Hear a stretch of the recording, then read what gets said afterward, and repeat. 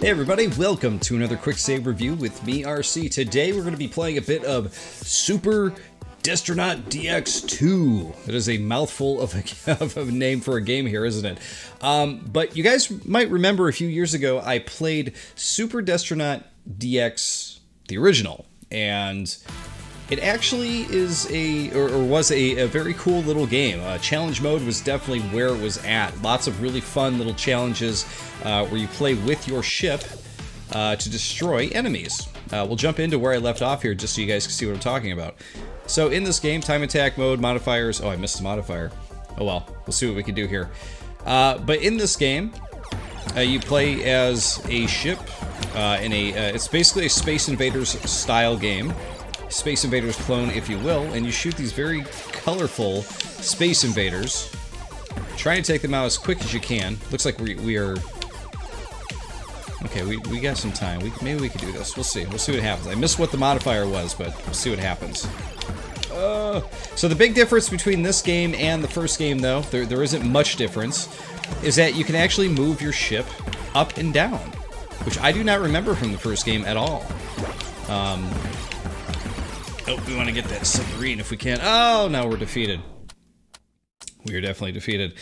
But yeah, in the first game, I thought you could only go left or right, and this one you can move up and down, left and right, which I think is actually kind of a cool, fun, welcome add, which is actually nice when you think about it, because the game, the first one too, the enemy shot homing missiles, which were, you know, they're kind of a pain to deal with if you couldn't get away, you know. This one, if you have homing missiles, you could go, you know, up and down and try to avoid them, which is really nice. Like, there's some homing missiles right there coming after me. See, we can go right through the middle if we want. I think it adds a lot of variety to the play. One of the things I will say, though, is while challenge mode is still pretty fun, I don't think it's as robust as the first game. I don't think that there's... it might be because of the way the menu's set up, I'm not really sure, but... the challenges for some reason are just like not hitting me like they did in the first game. I also think it's partly because in the first game the challenges, like, they kind of came like quick and fast, and you had to do the thing they wanted you to do fairly quickly. This game is more about like rounds. It's more about like having waves of enemies come after you. So it is set up a bit differently than the first game. That's not to say it's not fun, though. It's just like kind of a different flavor that I wasn't really expecting. I was expecting like a quicker paced, like, jump, you know, finish one level, jump to the next level quickly, and this doesn't seem to have that. As you can see, these levels, they take a little bit of time to get to. Okay, we got the power. Let's take them out. There we go. We finally got through it. Boom. But like I said, it's not to say it's not fun. It is fun. Faster enemy bullets, I think is what it said there. I also wish that the game would kind of give you, like, if you pause it here, it doesn't tell you what your current modifier is or what style the challenge is. And I really wish the game would kind of, like, I don't know, somewhere on screen or even in the pause menu, like, let you know what your current challenge is. Because it flashes on the screen so quickly that I don't see it sometimes, and that could be a little aggravating. The other thing, too, that I think is a blessing and a curse is the way the enemies die. When they die, you see everything explode, fireworks style, and I think that, look-wise, like, the style is all there, and I really, really like it. However, when it comes to actually playing the game, it's, in my opinion, it's a little bit more of a nuisance. Like, I'm trying to see where my ship is. I can't really see where my ship is at sometimes, and I'm seeing everything exploding on screen while, like, bullets are, you know, flying at me from different directions, and all the bullets are different colors too, which adds to the confusion. But there are some different enemy types here too, which is kind of cool. You saw the green ones coming down with the electrical field, and then you have the yellow guys that are shooting down the red beam. I don't remember them from the first one, but maybe they were there. But either way, like, I like that there's some variation there. Bullet mode. Okay, so bullet mode is an interesting mode where you get 50 bullets. You can see in the top center there, I have 50. And we cannot run out of bullets. Every enemy is going to take one hit. You just really, in this mode, you just got to be careful. And don't waste your bullets. I just wasted 2 right there. Here comes that green guy again. Oh, and I walked right into that. Stupid me.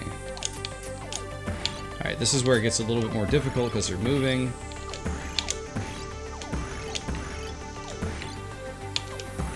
And we just gotta make sure we have enough bullets left over for everybody. I often forget in this version of the game too that you can move up and down, so that kind of comes at me and I forget, like, oh right, we can move up and down if we want to get away. So in addition to challenge mode, you also have arcade mode. There's also statistics if you guys want to keep track of this stuff too. Keeps track of how many enemies killed, bullets fired, waves survived, all this kinds of stuff. As you can see, I've only played about 10 minutes of the game. I haven't played much of it, but it's because there really isn't much to the game. You see here, it seems as though there's only 6 worlds, you know, so there's only going to be, you know, 30 levels or so there for you to play through. I don't know if it's going to unlock more worlds or not, but so in arcade though, there is more game. You can play bullet mode right here, counted bullets, weak enemies. You could still get refills from spaceships, so you can refill your bullets as you're going, see how far you can go. So that's what all of these modes are.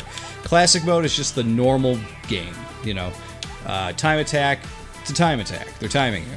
Time rush, you have 90 seconds. You can only lose and you can only lose your multiplayer. So this time rush I actually thought was kind of fun. You can die as many times as you want, you just lose your multiplier. I figured what we would do to end this one though is we could jump into hardcore mode and you guys could see how hard this game is, because I haven't even tried this yet. We have 3 lives up in the top center, you can see there, so let's see what we can do here. I'd like to see what makes this hardcore mode. I guess everything just shoots quicker. Oh wow, I just walked right into that. And that's what I'm talking about. Like, things explode, they flash all over the place. Like I said, for the style of the game is nice, but for actually playing the game is kind of annoying, and I keep walking right into the guy's beam.